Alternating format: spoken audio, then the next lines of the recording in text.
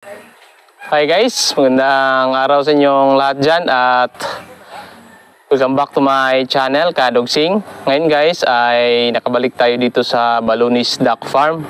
Ayan, tingnan natin kung ano na yung update ng kanilang farm at meron na po silang bodega. Ayan, dyan sa likod.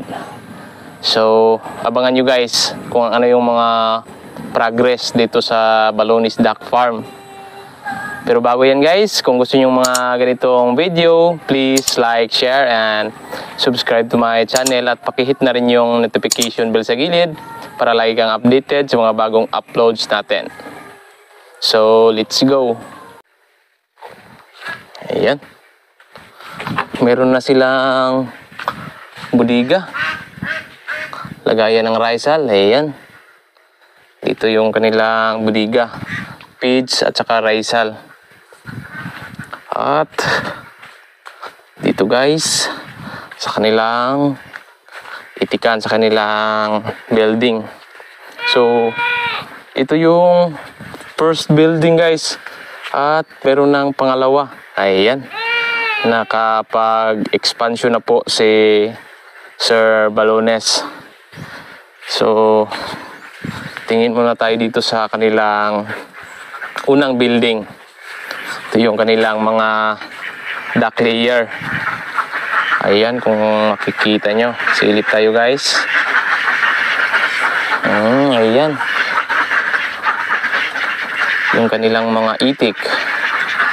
So talagang ano na guys, madaling kumapal yung risal. Nung unang punta natin dito ay ano pa ito. Mas mataas pa ito kaysa sa dito yung level. Ngayon halos magpantay na guys. Ayan. Every 3 months or every 4 months dapat yan kinukuha natin. Ayan yung kanilang mga itik. Sa mga hindi nakakita nung una nating vlog dito or pangalawang video, pangalawang vlog, ang size po ng kanilang kulungan ay 20 feet by 50 feet. At ang kasya nito ay 500 heads. So, kada partition ay 100 heads. At yung lapag niya ay nasa mga 20. At yung hanger portion, yung tubigan ay nasa 4 feet.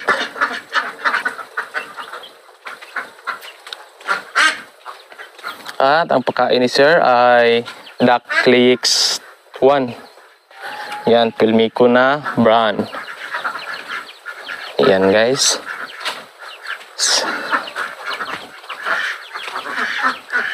At tingin tayo doon sa bagong kulungan. Yan, ito yung highlights natin. Ito talaga yung pinunta natin dito. Yung bago niyang kulungan. Ayan guys, napakaganda na. Wow. So ayan, ito yung ganda ng tubigan guys. Ayan, PVC na number 6. Ayan. At may harang sa gilid. Steel matting na yung niya dito guys. Yung harang niya sa may tubigan. At nakapintura na ng primer. So, ayan guys. At pasok tayo sa loob. So, talagang nag-expansion si Sir. Dito sa hanger guys ay yung sukat ng hanger ay 12 feet. At yung lapag ay nasa mga 18 feet. At 12 feet yung hanger portion. At yung lapag ay 18 feet. So dito sa ilalim, ayan, mayroong tubig. At nakabikat na yung land trip ng lupa dito guys, para talaga Yung stagnant na water ay dito lang. So, pasok tayo guys. Ayan. So, hindi pa pala tapos lahat guys. Merong ventilation sa itaas. Ayan, para meron talagang singawan yung hangin dito sa loob. So, talagang napakataas na harang dito sa baba.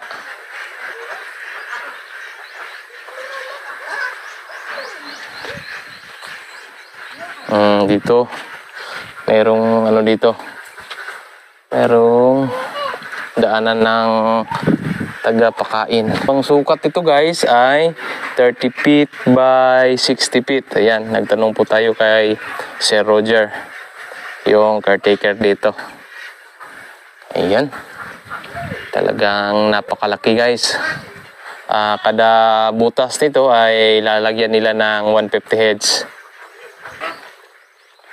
Yung hanger, ayan, 1 feet yung distansya ng kahoy. Ayan guys, talagang maganda pagkagawa. Ayan.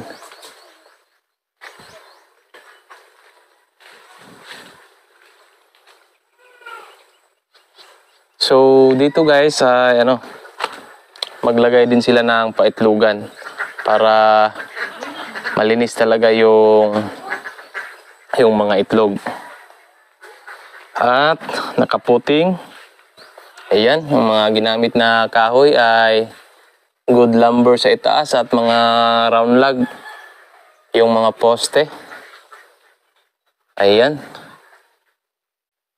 At yung yero na ginamit sa taas ay yung number 24. Yung makapal na talaga yung ginamit nila guys. At screen na dito guys. Ayan. Napakaganda ng duck house na ginawa ni Sir Balones. So, ayan. Ang entrance ay dito sa gilid.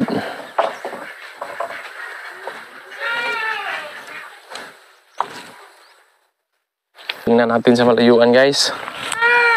Dito tayo. Wow. Talagang medyo malaki na itong bagong kulungan ni Sir Balones. Yung unang kulungan niya ay 24 feet by 50 feet. Ito ay 30 feet by 60 feet. Magkasya po ito ng 600 at doon ay 500. Ayan.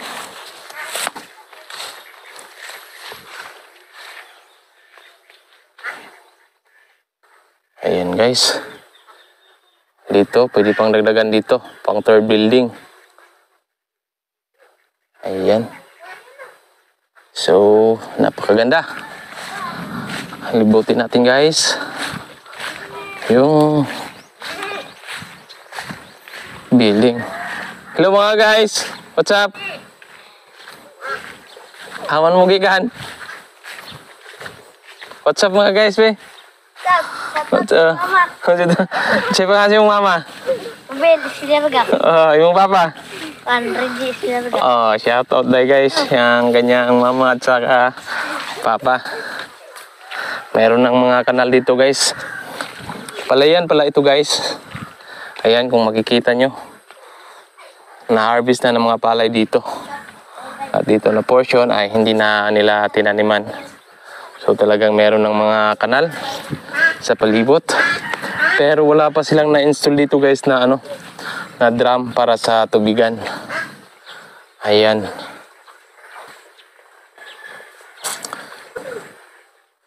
Yan po yung kabuuang building ni Sir Balones, yung duck house.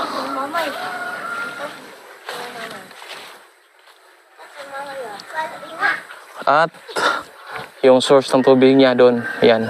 Merong ano doon, merong balon doon. Doon po siya nagkuha ng source ng tubig. Merong water pump at pinapunta niya dito yung supply ng tubig at yun yung kanyang source of water. Ayan guys.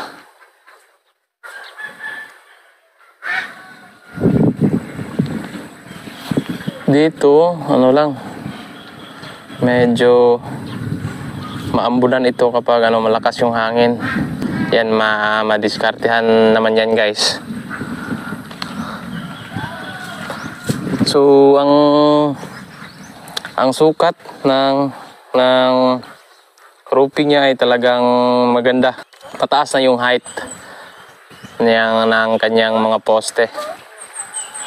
Maganda yan guys para safe talaga yung yero natin. Matagal magkalawang yung yero. Basta ano na, mataas.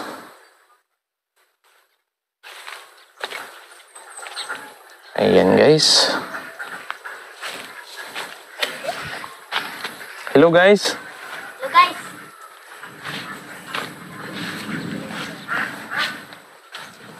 Ang mga nagasto nito guys ay nasa mga 80,000 daw.